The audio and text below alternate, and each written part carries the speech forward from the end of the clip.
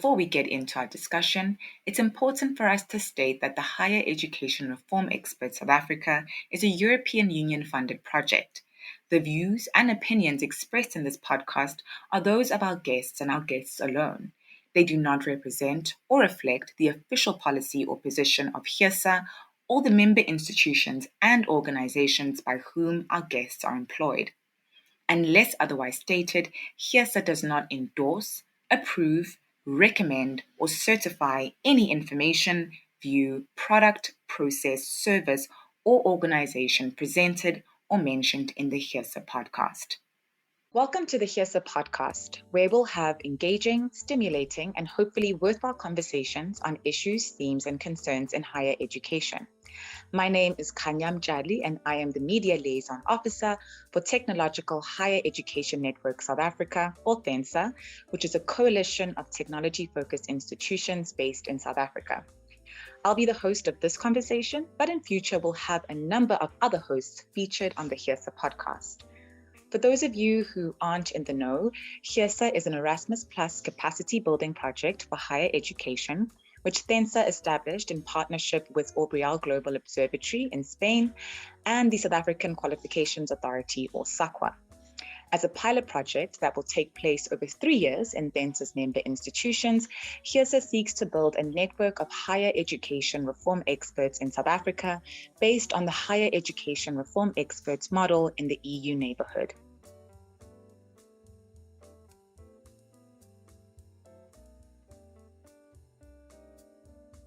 This edition of the HERESA podcast is part of a new series we're running titled Young Academics in the Age of COVID-19. This project seeks to trigger conversation amongst young academics from HERESA's member institutions around the challenges they faced during the pandemic. Through the use of dialogue-inspired learning, the Young Academics podcast endeavours to discover how each of our guests have dealt with the various restrictions put in place by their government, what they have learned from the transition to online and remote teaching and learning, and what higher education institutions can do to better prepare themselves for future pandemics and disasters. We hope that this medium can provide a platform for the experiences of early to mid-career academics. Today, I have the pleasure of introducing the 5 academics who will be joining us for the second episode of the Young Academics podcast. First up, we have Tanya Wainwright, who is a lecturer in Diagnostic Radiography and a coordinator for Work Integrated Learning at the Central University of Technology in the Free State.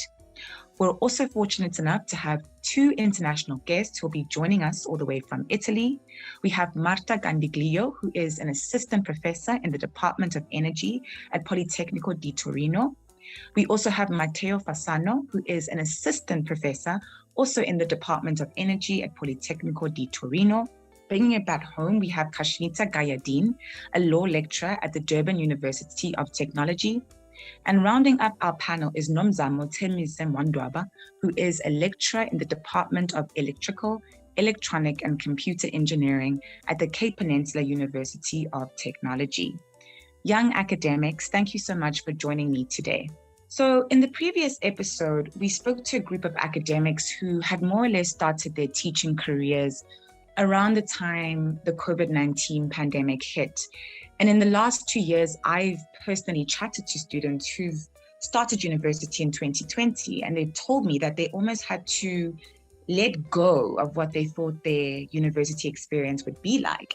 And I think the same applied to the young academics I spoke to in the last episode. They also had to let go of these expectations of what their teaching careers would be like.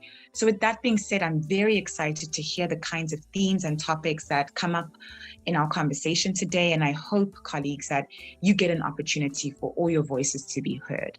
So the first question I'd like to pose to you all is, what were your immediate responses to the announcements that your institutions would be transitioning from in-person teaching to online and remote teaching modalities? If you don't mind, we'll start off with you, Nomzamo. Hello, and good morning to everyone. Thank you for your question, Kanya. Like anyone else, I was also not prepared for the transition because I was used to face-to-face classes. But because of the academic, I had to quickly adjust. And the only thing that was very much challenging at that time was the resources in terms of the space. I didn't have the space even at home to make sure that I can accommodate myself to have an office environment. And secondly, the connectivities. But luckily, the university quickly arranged that. So it was shocking, but at the same time, I had to quickly wake up and make sure that I don't lose my teaching time. So yes, that was my experience firstly. But at the end of the day, we quickly had, our university arranged dongles to make sure that we are connected at home, and then arranged several workshops for us to get Blackboard training. So then we had to hit the ground, attend workshop, and implement in class immediately. Thank you. Kashmita, would you like to add to that? Good morning, everyone. So when COVID hit, I was at that point in time a master's student and I was a tutor. And being a tutor, you are sort of, an assistant to your lecturer. And I think at that point in time, when I started off, I was tutoring face-to-face. And I think when COVID hit and they said, okay, we're going to transition to online teaching, as both a student and a tutor, I was very anxious because as a student, I'd missed that face-to-face interaction. And then as a tutor, I thought to myself, well, how am I going to teach online? Again, the university provided data for students as well as me, but it was just that transition because you must remember everything had to move online. And it was quite challenging, but thankfully we were provided with training. And it was quite quick, but at the same time, we had to transition really quickly. There was no chance to ease into everything or get a chance to get to grips with the actual academic teaching online. So that was my personal experience. It was very, very quick. Marta? Yeah, hello everybody. And yeah, I'm quite in line with the other young academics in the sense that the first weeks were tough. I personally start a new course totally online. I also had other courses which were, let's say, face-to-face previously, but one started only online. And at the beginning, it was difficult in the sense that we were missing tools, but even simply good connection or whiteboard at home to make the exercise. But also it was difficult to, let's say, rearrange the method in the sense to be interesting for the students, how to get feedback from them. In the end, also our university helped us a lot in terms of tools and virtual classroom. And so in the end, we also, let's say, get used, and now it's fine to do this. It's okay also to come back to face-to-face lectures, but after, let's say, 1 month around, we were more used and tools were available. Right. We'll take it to Tanya and then Matteo. Okay, can we hear from Matteo then? Yes. So hello to everyone, and thanks for this question. So I agree with Marta. So from Politecnico di Torino, we had a response quite quick for what concerned the technical instruments and tools to do the lectures online. But then it required from us to reorganize the structure of the lectures. And this was, at least for me, quite easy for the theoretical part of the lectures, because we also in our, let's say, in presence classes, we had to record some of the lectures. So for this theoretical part, we were already, the structure of the lecture was already ready for online and remote presentation. While it was relatively more difficult to reorganize the exercise session and hands-on session of the course. And this took some months and is still taking some extra effort to be reorganized and adapted for online teaching. Right. Apologies, colleague. Tanya is having some difficulties connecting, so she'll be joining us a little bit later, but I think we can move on to our second question. So I think I'll pose this to Matteo and Kashmita. Did you engage in discussions at your institutions or amongst colleagues about your preparedness for this transition? Because I imagine that such a drastic change would require formal and informal kinds of communication. Yes, so at the beginning, so during the first lockdown in March 2020, there was actually no technical time to discuss so much, but everything was under urgency and emergency. So we were just talking about the possible technical solutions, so the best way we can talk with students, or by means of Zoom, by means of virtual classrooms, or any other technical means that could ease this transition. So there was more a discussion related to the emergency. But then later, from 2020 up to now, I mean, this pandemic stimulated a deeper discussion within our community in Politecnico to have a longer term reorganization of some of the teaching so that it could be maybe both remote and also in presence at the same time. So this hybrid way of teaching that should take into account some of the good things that the students appreciated during this remote teaching. For example, the availability of the lectures online that could be followed and seen again at any moment during their exam preparation. So this discussion then was stimulated later, but at the beginning was just let's say emergency response. Right. Kashmita? So I think with me being a young academic, when COVID hit, there was no chance for me to actually prepare. You know, when you're young and you are technologically inclined, it's a matter of, I can figure it out. We were provided training, but what I found is that the older academics really battled to get to grips with uploading content onto our learning portal, setting up online meetings or lectures per se. So I found myself having to just swim through, in the sense that I had to just figure it out. And I often found myself even teaching other tutors with me that were tutoring with me how to upload content, mark online. So in terms of the actual preparedness, I sort of had to prepare myself, because when COVID hit and when we moved to this online teaching and learning, training was provided at a later point, but teaching still had to go on. So I think for me, it was a matter of just learning along the way and getting to grips with actually teaching. But the university did obviously provide training, but with somebody who is not technologically inclined, with uploading content, like take for example, young people have, for example, Facebook. With us, we kind of figure out how to upload content, how to edit, like, share. But take my mother, for example, if I have to give her Facebook, I need to teach her now, this is how you share, this is how you upload.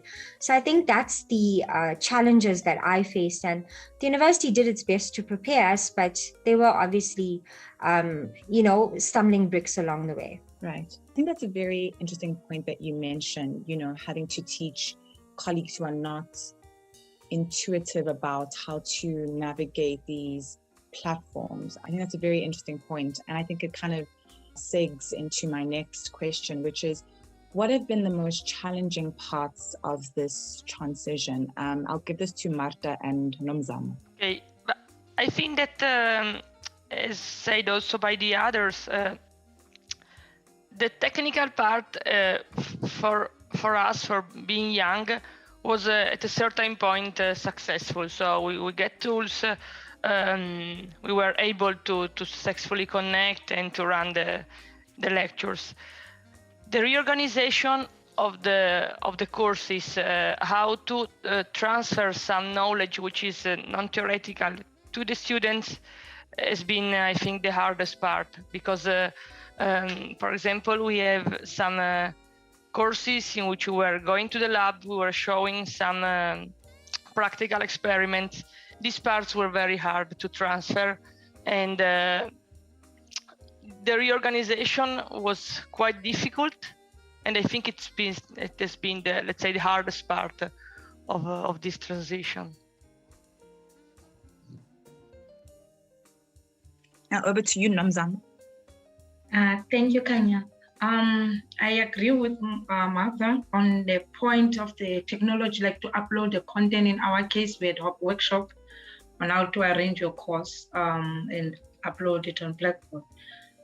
So that part was not a problem because the content was already there. But the most challenging one in my case was to convert now, because I'm used to tutorials where I'll give a student tutorial and set them in group or maybe individual. Then I walk around to make sure to see who need assistance. But now where they are all online, some they are just there online watching you trying to solve the problem and explaining, not guarantee until you let them write a test that who's following or not following, a few is following and some are not following. And that resulted to me not to allow my students, although it was hard to write any assessment online. So I had to make some arrangements where they must write assessment on campus. So that was very challenging, the assessment part, or to make sure that everyone follows me, because in class you can see them and see who's with you and even give them a cookie, go and write and explain on the board. But that it couldn't happen online at all. And when it comes to practical, that was the worst ones, because now we had in electrical engineering, we have practical, we can't run away from them.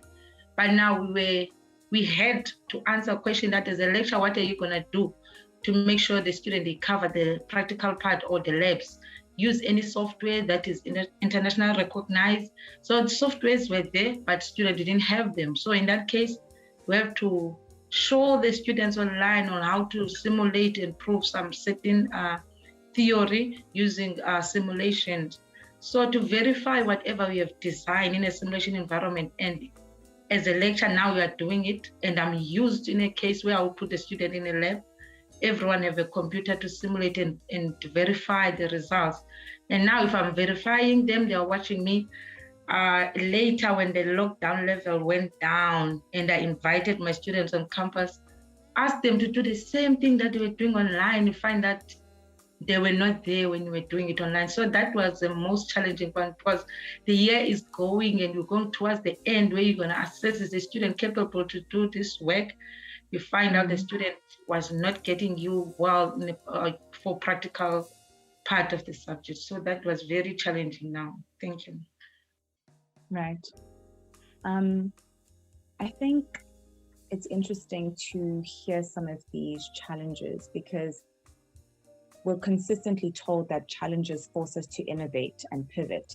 And so I guess my next question is, how, if at all, has your teaching style changed in the last 2 years of the COVID-19 pandemic? You know, have you tried to implement different pedagogical approaches in an effort to adjust to the so-called new normal? I think anybody, feel free to take this. Can I come in? Yeah. Of course. I have learned the only thing that is very important that I would even have to keep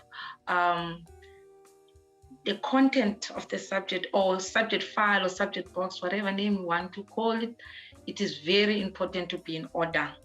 It being a theory, face-to-face class or online class, it's very important to be in order and follow.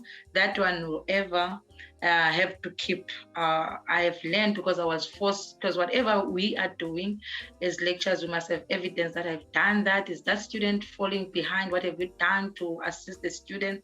So that kind of evidence with face-to-face, although you gather student, assist them, those ones who are falling behind, because I'm in an extended program in my case. But face-to-face, I was not so concerned to keep the evidence of what I'm doing. But with online, those evidence were very important, because we followed up if what have you done. So that my teaching style in terms of intervention that I'm doing, I will keep that, and I've learned to keep evidence with whatever I am doing. So the pandemic has taught me a lot on that point.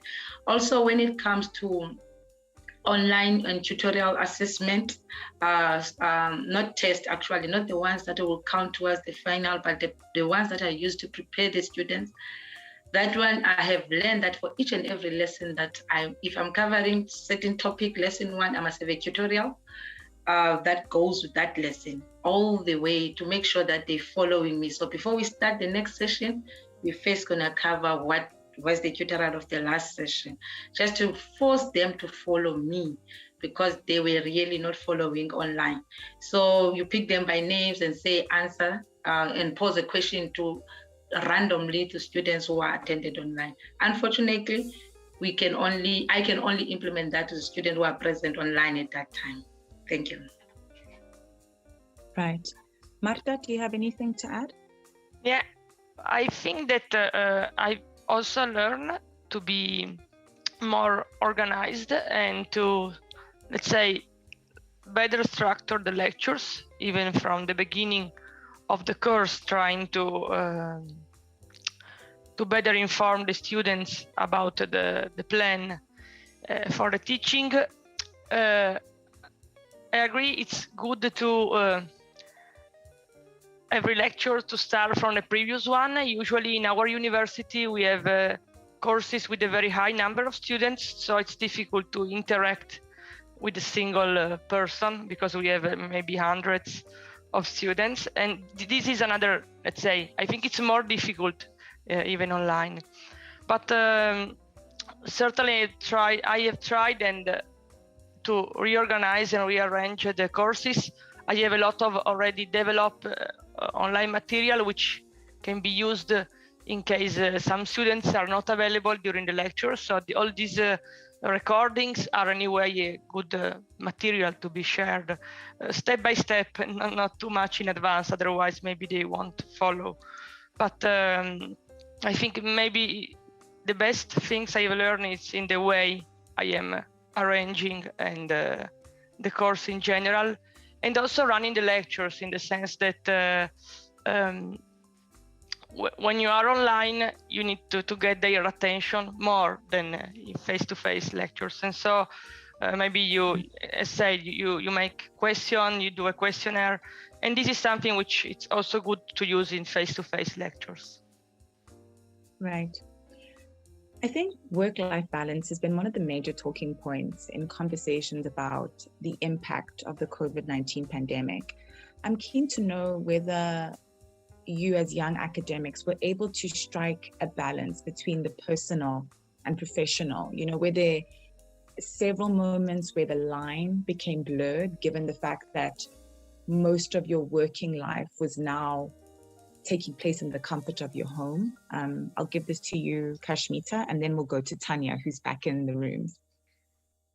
So, I find that this question is something I think about a lot, because when I started, my journey with DUT started last year. And I find that, yes, my work-life balance is out of sync, in the sense that when you are working at home, you have students contacting you at odd hours. So you'd find sometimes I respond to emails at 12, 1 a.m., 2 a.m. if I'm up working. And in that sense, had you been at the office, you go in at 8 and maybe you'd finish at 4, you'd come home, you'd do a little bit of work, and then you'd shut down for the day. But because you're working at home, you find it hard to pull yourself away from your computer or your laptop, especially if you are busy or you have a lot of work. And now that it's online, there's a lot more admin work to do. There's a lot more preparation to do just to get into your lectures, prepare students. And remember, there's no face-to-face. You can't actually tell how students are feeling. So I find myself spending a bit more time with lectures or in lectures with students. I offer them consultation times, if they're still confused. And then obviously you have your academic work as well to do. So definitely work-life balance is something that I'm still battling to adjust to. Hopefully this is the year I managed to find that balance, but it's definitely something that I struggle with. Right. Tanya, do you have anything to add? Yes. So for me, I think I play a little bit of a different role in academics. I also do face-to-face. I had the privilege of also doing face-to-face during the COVID-19 pandemic. So I have basically a 24/7 contact with my students. So work-life balance has always been a problem for me personally. but it has definitely been on the broader spectrum during the pandemic harder, because now I leave work and the practices, I go to the hospitals and I leave there, and suddenly I feel like I need to put in more effort because someone is always missing out. And yeah, so the lines is still blurred, even though I had contact, non-contact classes and everything. So yes, it's definitely, it creates an area where you don't know where to stop. You don't know where to stop yourself. Yeah, so yeah, it's never a thing where, and you feel like you're always letting someone down. You feel like you're letting a student down. So you don't know where to stop. Yeah, it causes quite a lot of stress for yourself, not knowing when to stop. Yeah. Just to add on to that, I think, there was a study conducted by the Council on Higher Education, University South Africa, and the University of the Free State amongst 1,851 academic staff at 24 public universities. And they found that 75% of respondents stated that their workloads had increased during this transition. And just to pose this question to you, Tanya, because you've been away for a little bit and you've spoken about, not knowing when to stop. Do you share these sentiments? Did you feel like your workload had increased because not only were you trying to accommodate your students, but, this line had been totally blurred? Oh yes, definitely. I also actually had to take on an extra subject because we didn't have people to give a subject. We didn't have people available for certain subjects, part-time lecturers, for instance, due to staff shortages in the hospitals. For the increased workload that they had during the pandemic. So we didn't have part-time lecturers. So yes, we really did have a big problem in that regard as well. It really, yeah, definitely. It create, and it's still a problem. It's still continuing. Yeah. I mean, my next question, did any of you find yourself, during this period missing contact teaching? And if so, what did you miss the most about contact teaching? I'll hand this over to Matteo. Yes, I actually was missing the feelings of in-person teaching. So both somehow also during the theoretical parts that were basically the simplest one to transfer to online teaching, because at least during the explanation of this theoretical part, you can see the face of the people changing according to the fact that you were good or not to explain some specific part. So you can also have some visual feedback that cannot be replicated even through the webcams. And so that was one first thing that was missing.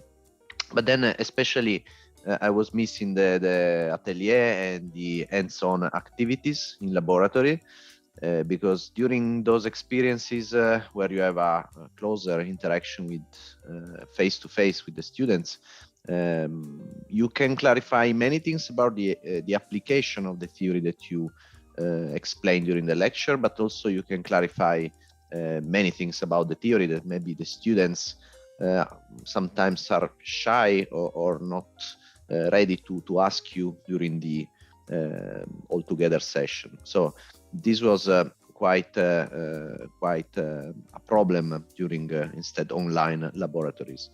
But also the discussions that were typically curiosity driven, that were created at the end of the lecture, that typically happens at the end of the lecture during face-to-face teaching. These discussions are very interesting because stimulate the interest of the students towards the job, the profession that they are learning, and so they improve their motivation. While during this online teaching, everything was much more, let's say, cold and impersonal, so you cannot also transmit and transfer this passion and interest for the job to the students. So maybe also this purely online teaching may leak of some motivation to the students to, in the long term, to prosecute with their job. Right. I think I'm going to move on to the next question. So in your view, how can institutions better prepare academics and learners for future pandemics and disasters which call for emergency online and remote teaching and learning? I think, Kashmita, you mentioned the fact that you had to teach some of your colleagues who weren't as intuitively inclined to using these platforms how to navigate them. Do you believe there needs to be a reskilling or upskilling of digital and pedagogical approaches at institutions? Absolutely. I think we mustn't become complacent and think that after COVID is gone, we're not going to have another scenario that will call for online teaching. I think there are many advantages to online teaching. And yes, absolutely. I miss contact learning because, like I said, I can't read students. I can't tell if they are confused, if they understand. Also in online lectures, students are very quiet. They're often very shy and withdrawn. They don't really want to speak. So I think that when it comes to online learning, there are advantages. And when we had our riots last year, and should there be another pandemic, we should be able to make that switch immediately on that day and say, hey, okay, well, we can go over to online teaching and students are not affected. So I think in terms of reskilling and upskilling, even though you are with contact lectures, I think it's important to know how to navigate through online systems. Like we have an online learning portal, which was used even during contact lessons. So we use that portal to upload, contact material. If we record a lecture, we upload that onto that portal. And it's important for every lecturer to know how to use that portal and not just uploading content. You should be able to conduct assessments and mark. It should be pretty comprehensive for you to run an actual lecture. So I think, yes, it is important to upscale and reskill academic staff and students, because students also battle with uploading content onto learning portals and even accessing their marks. So yes, definitely, I think it is important. I'll give this to Nomzamo. Thank you, Kanya. Yes, I agree with to upskill based on the lectures point of view, to continue with enforcing the digital platform, like to keep the content online and make sure that all those workshops on how to set up the assessment, on how to navigate and how to assist the student online. So get all of us as lecturers to be able to work in a digital platform, and also especially when we start lecturing old and the new academic, young and old academic, to make sure that everyone goes and attend teaching and learning courses. For example, TDP, we call it TDP here when we were offered, because when I'm doing my degree, and then I'm offered, once I have my master's, to be a lecturer or apply to be a lecturer, that training of being a teacher is needed so that I'm aware or understand my client, which is a student, because they differ in terms of understanding. So that training is the institutions, if they can make it compulsory, so that everyone do understand what he or she is expected now as a teacher, not just as a graduate, a master graduate for your course. And then on the side of students, if all the institution can make it, I don't know, in some way, because finance is always a challenge, laptop, basic smartphone to be issued for the first year students, so that because we go to online, assuming that students have phones to join our online classes, have laptops to type assessment and upload online for submission. But in most cases, students, because of their financial background, they don't have those items we think they have. So they are missing out. If in some way it can be incorporated, maybe via fees or whatsoever, to make sure that all the first year students, they do receive those items, just to make sure that they are able to be not to be left behind, because you end up teaching few students, others they will start joining in March when NS5 comes in, which it affects their results at the end. Thank you. Yeah, I'll give this to Tanya. Yeah, so I think for me, this is kind of my passion part of it, is upscaling education quite a bit. This is, for me, the part which I love quite a lot. And it's I give a practical subject, and it's been quite a challenge, because there was, when COVID started and the pandemic was, we shut down everything, we were very apprehensive about what are we going to do regarding practical skills for our students, and teaching them, because practical skills is very difficult. You need labs, like everyone said previously, and we now have found like virtual reality platforms where we can actually teach students, and there's amazing people we found and got in contact with. The programs are quite expensive because it's not been broadly used yet in South Africa, but there's quite a few universities that's already using it. And I also developed a few things, but to make it a little bit easier. But it's definitely, for instance, I think we're starting this year at CUT from our research group. We earmark funds for students where we actually now are going to give a student, as part of their research subject, for instance, they need a laptop. So we give them a laptop with their e-textbooks on it already. The laptop has a SIM card. The data is preloaded on it. That's the idea to be it. I don't know if it's already going to be that way, but the idea is to have it that way. And that's something I think that all universities can benefit from, if their program allows it, is to already incorporate the earmarked fund for a first-year entrance student, to give them the laptop as an earmarked fund, and they have a laptop with all the e-textbooks already uploaded on it.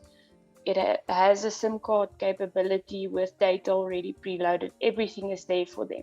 So you know your students are capable. They will have everything they need.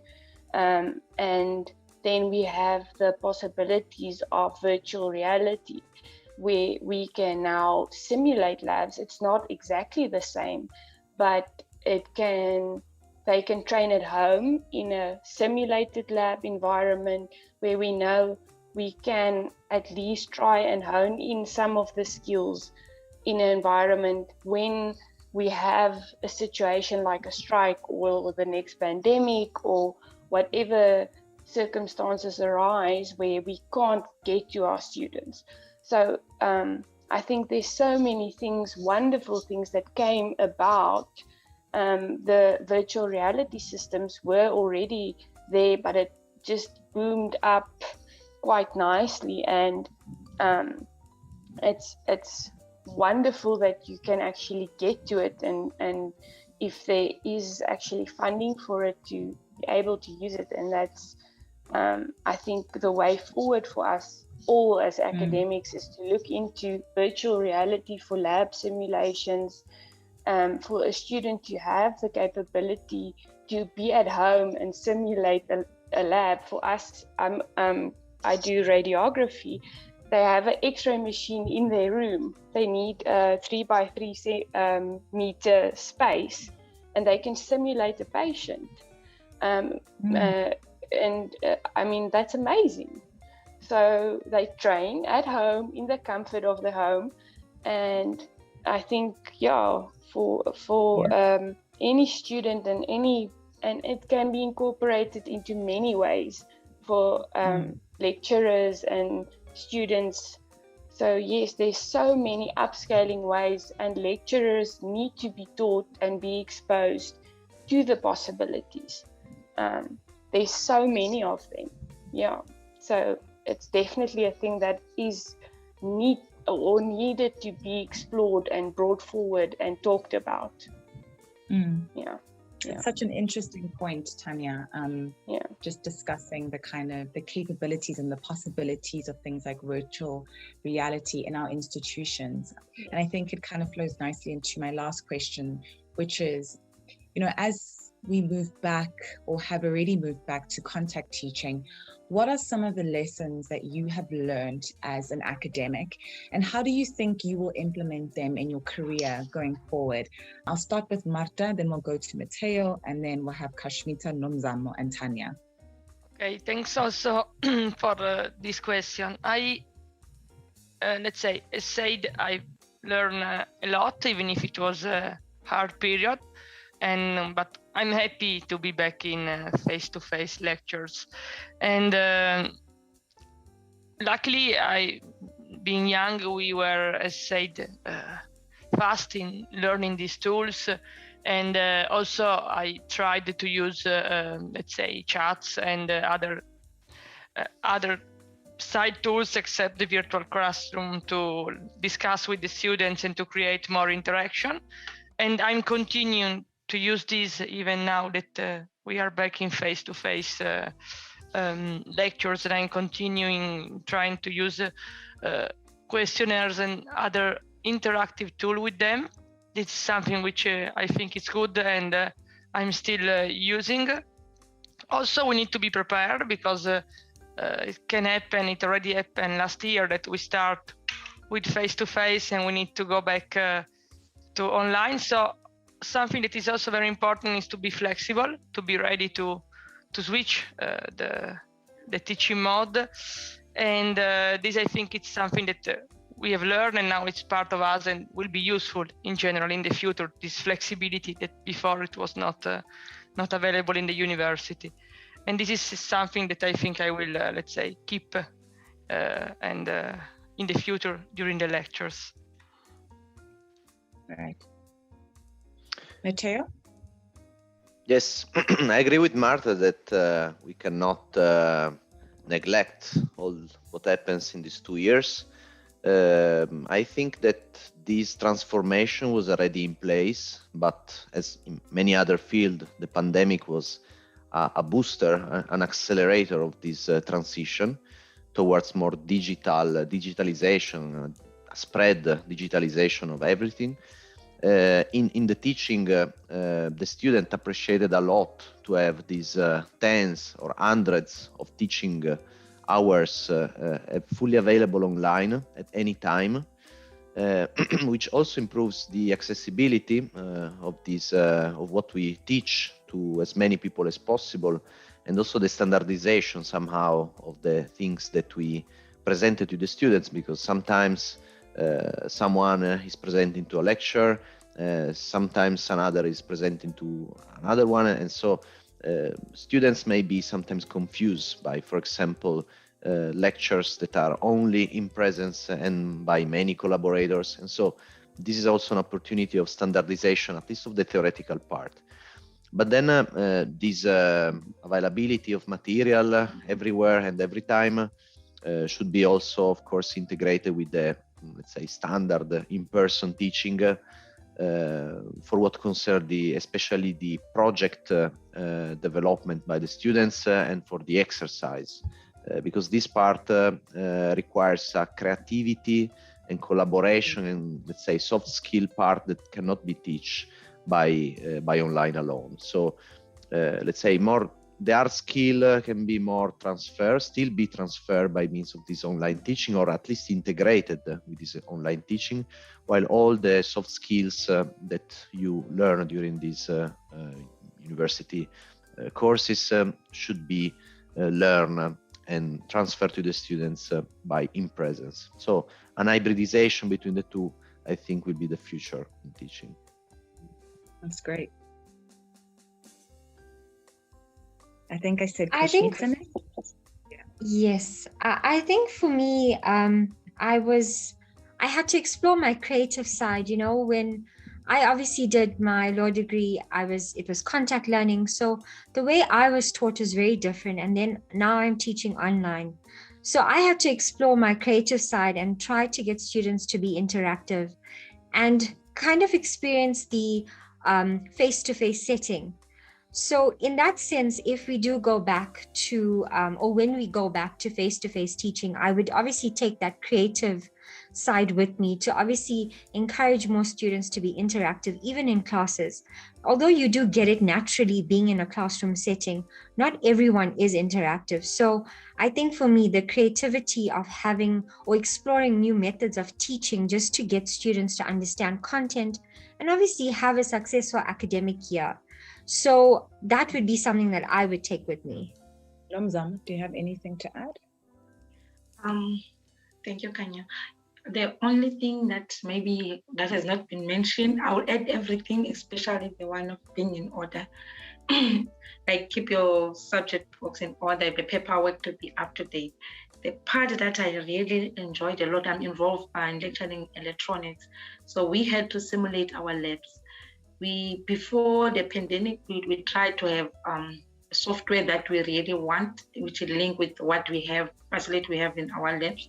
We didn't have, but the institution was forced now to quickly have that software, which now we have it, and it's also accessible to students to install on their software. So I will use that software to make sure that after we have designed, because when it comes to electrical engineering, specifically electronics, we require to design like amplifiers, and then you simulate it in a simulation environment. In this case, we use multisystem, and then the student will go to the lab and practically implement it. So the part that I will really have to keep, and I want to stand on my door for the labs. You don't come inside the lab if you don't have the simulation results. That means I already tell my students already that you'll be designing, simulating, and only come into my lab to verify, because there is no point to waste your time and do some calculations and simulate inside the lab if the software is accessible, which in this case it is accessible. That will help us to minimize time of being in a laboratory environment only to do something that is not practical, but still doing something that we can even do it online. So the department is big and we're sharing the labs, and the labs cannot accommodate all of us. So I learned that design, simulate, and now we have an opportunity to come to campus and then practically